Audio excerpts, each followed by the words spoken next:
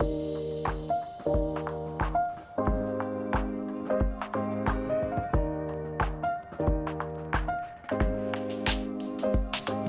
guys, let's make some breakfast quesadilla. It's fast and easy to make. First you have to cook your bacon to your likeness. I like it a little burnt, so it's a little burnt.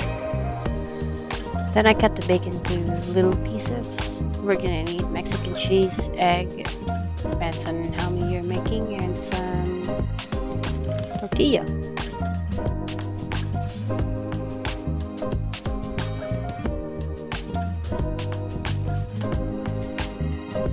This video is pretty self-explanatory. Don't forget to salt and pepper your egg to your taste.